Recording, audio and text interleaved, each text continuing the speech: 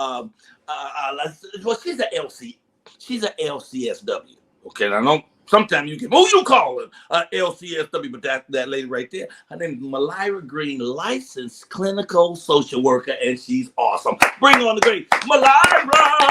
Good morning. How are you? Rising, everybody. I am wonderful. Listen, can you see? I thought I was at the Let Us See concert again. So I just want to let you know, Queen, that voice is a blessing to everybody. So I wanted to put that out there, honey. Yes.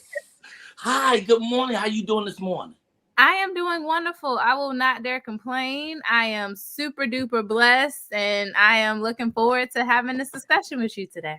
So do you have a topic, or are we coming right in with relationship questions? I would love to come right in with relationship questions. And then depending on how that flows, I can always bring up something. Now, what did we get into? Weren't we having this big conversation one day about how do you heal after a relationship? Mm-hmm. So what about how do you restart after a Ooh. relationship? So you done broke up, you hate everybody. You don't want to call from your mama. Don't even talk to me. You done. How do you get yourself together to turn back around and get back on that path of love and romance? I absolutely love that question. So it really just depends on what that breakup actually meant.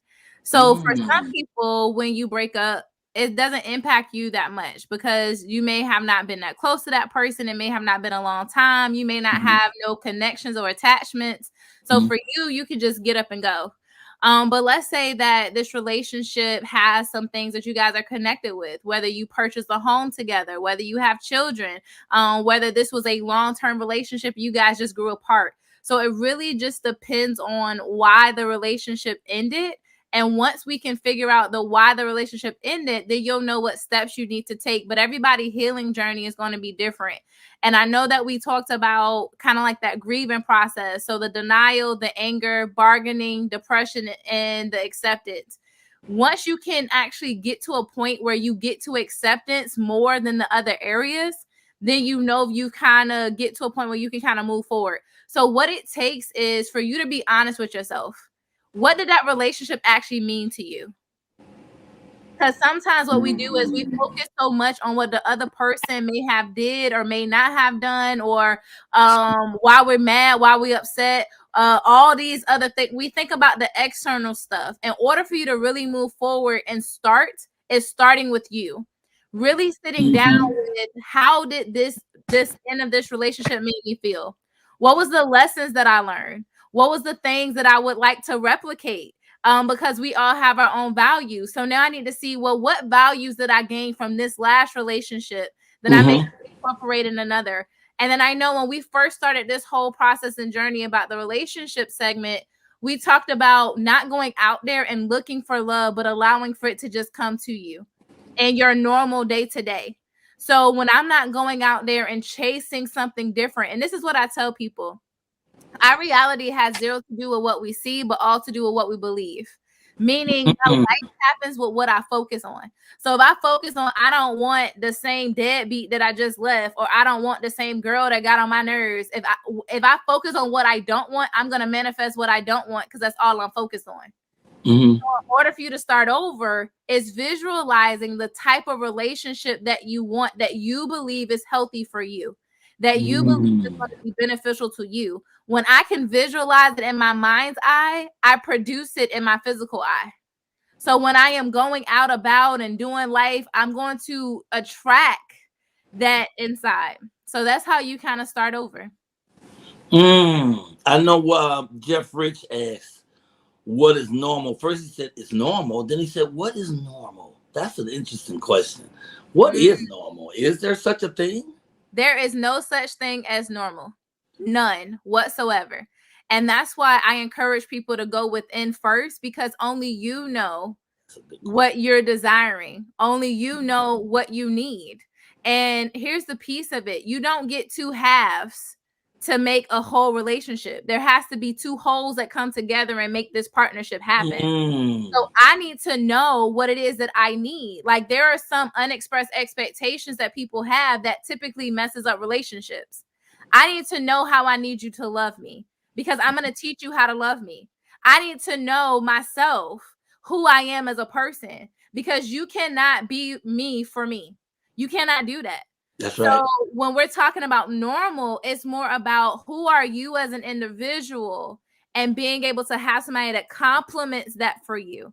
It doesn't mean they're going to do life the same as you, but they're going to complement it in a way. Like, for example, I am this big, vibrant person. You see, I got fur on my sleeves and all that today. My husband is an all black guy. Like, everything's all black.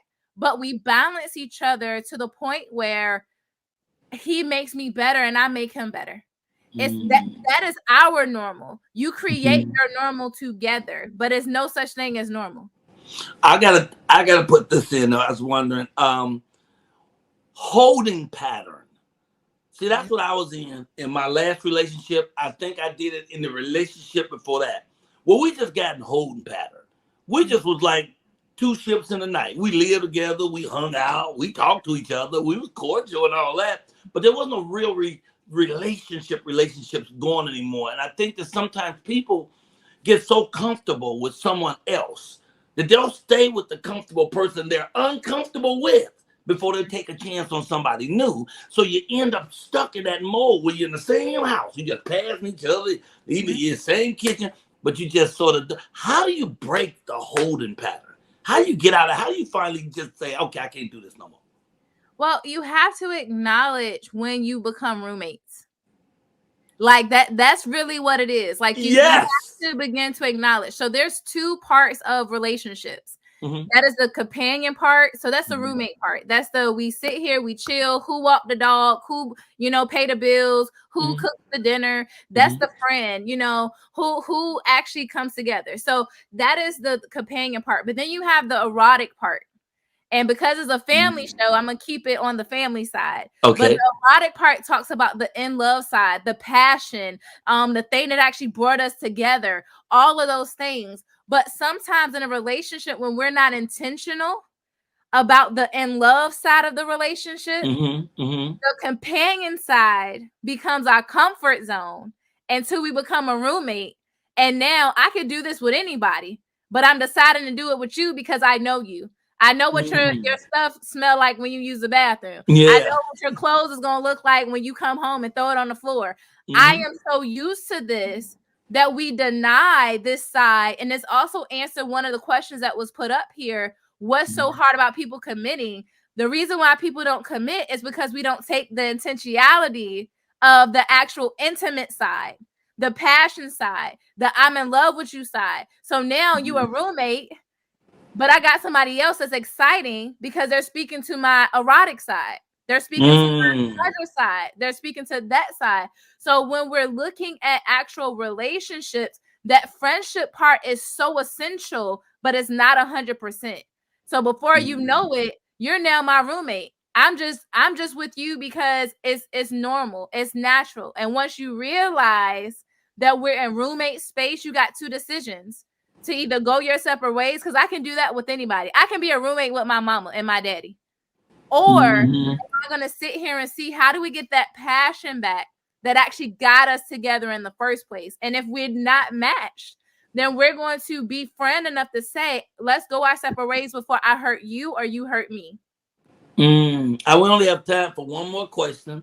I see one that says, why is it so hard for people to commit? Let's go with that one. So I think a lot of it has to do with, we have unprocessed traumas. We really do.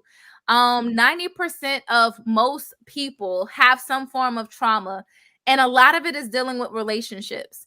Last night I had a conversation about healing from childhood trauma, and one of the questions that the young lady asked me was, she said, well, Mylira, what happens when people, said certain things growing up? She used to get bullied by an uncle that was telling her, like, why you always doing homework, right? Making her feel bad for not going outside the house. So she said, growing up, that's what she kept telling herself. Even when she was inside of like school and things like that, very smart girl. And I said, the problem that we have is, as adults, we're not intentional about the words that we speak over children. So imagine when you grow up and all you hear is the things you're doing wrong, because we also live in a world where validation is looked down on. I don't need to validate your existence. So when kids are growing up, we'll tell them the things they need to do right. We tell them the things not to do, but we never praise them for when they clean their room. We never praise them when they're doing the right thing. We'll tell you, oh, that room is disgusting. Oh, you brought an F in this house, or don't do this. We tell kids all the time what not to do. So when we get an adult, how can I commit to something when I don't even have confidence in my ability to make my own decisions? Growing up, you're told everything to do in your life, when to move, how to go to school, what career path that you go into, all of these things. So when it comes to the commitment piece of it, it also starts with the confidence in yourself to be able to commit in the first place. Because commitment is not a one-time decision. Commitment is an everyday decision. You have to continue to recommit and recommit and recommit and recommit. I can't recommit if I'm not even committed to myself. How can I commit to you if I'm not even thinking about my own mental health, my own spiritual health, my own physical health? I cannot commit to you, your goals, your dreams, and your aspirations if I haven't even committed to my own. So I think a big part of why people can't commit today is they're not even committed to their own future. How can I commit to you if I don't even see that I'm going to be alive tomorrow? Because the only thing I'm thinking about is all the stresses in this life, how I can't pay my bills, how this person's doing this and this. I cannot commit to you if I can't even commit to my own right that I need to do. So it's easier for me to go and be with anybody and everybody because now I don't need to commit to this person. So that's what we need to start, is committing to ourselves, our own goals, dreams, and aspirations, building a healthy relationship with us. And then we'll start to be able to commit to other people because now I know who I am and I'm comfortable enough to say, I know what I bring to the table. So now we can commit and create a new table together, a new life together. And I don't have to look at anybody outside of us because I know what I bring and I know what you bring. And nobody else can do what you do. And that's how we create more commitments. I love you. Thank you for today. You're fantastic. Tell people how they can find you, or do you have something coming up we should know about? Oh, something coming up. So actually today, the reason why y'all see me in this silk green is not just because I want to be fancy. I will be on the panel of Norfolk State University psychology, mental health panel to talk about how we can end gun violence when it comes to higher education. So I'm super duper excited to go back to my alma mater today. So I'll be doing that. But where you can find me is at www.myliratransforms.com. I am Mylira Green on Facebook. I'm a Facebook head, y'all. That's just what I do. But on Instagram, Mylira Transforms. I have a YouTube channel, Transforming with Mylira. And that phone number will always be up here because there is no reason why people are suffering by themselves. You ain't even got to call me, text me, say, hey, I seen you on the Michael Coylar show and I need some help. So 757-609-0694. And I'm just grateful to be able to pour into you guys on Friday. I love you. Woo, woo, woo. Hey, Mylira, I'm the one that messaged you, remember? Yeah, hey, how you doing? Good to finally meet you. Josiah Jones. Yes. We love you. Okay, everybody, we got to give some love and let this child move on her way. This is the wonderful Mylira. Woo, I'm on A. All right.